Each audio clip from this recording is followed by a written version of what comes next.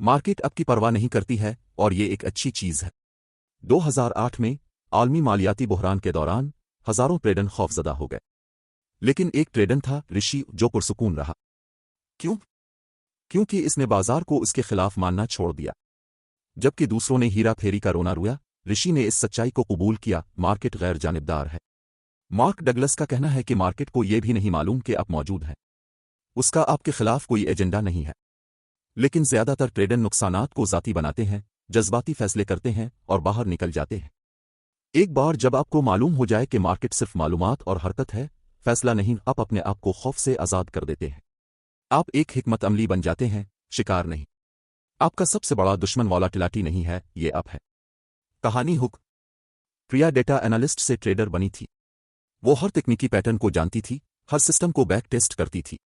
फिर भी वो हारता रहा। क्यों? क्योंकि जिस वक्त पैसा लाइन पर था, मंतिक खिड़की से बाहर उड़ गई। वो जल्दी से बाहर निकल जाएगी, खोए हुए तिजारतों को रोकेगी। दूसरा अंदाजा इसके इंदराजात का।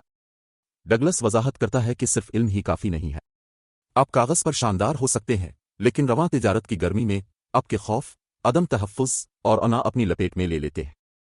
जज्बाती नज़्म व ज़ब्त नकली कामयाबी और हकीकी दुनिया के मुनाफा के दरमियान फ़र्क है। जब तक आप खुद को फतह नहीं कर लेते, आप कभी भी बाजार को फतह नहीं कर पाएंगे। तिजारत एक इम्कानी खेल है, पेशीन गोई का खेल नहीं। समीर नामी एक तजुर्बाकार ताजिर ने एक बार 10 तजारतें की, जिनमें से 6 हारे हुए थे। अक्सर लोग उसे लापरवाह कहते, लेकिन वो मुनाफा बख्श चला गया क्योंकि इसने मार्केट की पेशिनगोई करने की कोशिश नहीं की। उसने मुश्किलात का मुजाहिरा किया। उसने अपने नुकसान को छोटा रखा और अपने जीतने वालों को चलने दिया। मार्क डगलस जोर देते हैं, मुनाफा बख्श होने के लिए आपको हर वक्त दुरुस्त रहने की जरूरत नहीं है। आपको सिर्फ एक बड़े इम्कानी खेल में हर तिजारत को एक नतीजा समझना होगा। यकीन की तलाश करने वाले ताजिर कमजोर हो जाते हैं। वो ताजिर जो इम्कान को कबूल करते हैं, वो लचकदार हो जाते हैं। खतरे पर काबू रखें, नतीजा जाने दें। कवानीन जज्बात को दो करते हैं और जज्बात मुस्तकिल मिजाजी को तबाह कर देते हैं।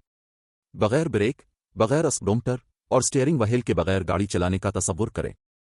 इस तरह ज्यादातर लोग तिजारत करते हैं, गैर जज्बाती और कवायद के बगैर। राहुल गट एहसासात की बुनियाद पर तिजारत करते थे। 6 माह के बाद इसके पास कोई सरमाया नहीं था और एक टूटा हुआ एतमाद था। डगलस सिखाता है कि मुस्तकिल मिजाजी साख्त से आती है। आपको एक मुतय्यन मंसूबा तिजारत करना चाहिए, कब दाखिल होना है, कब बाहर निकलना है, कितना खतरा मोल लेना है।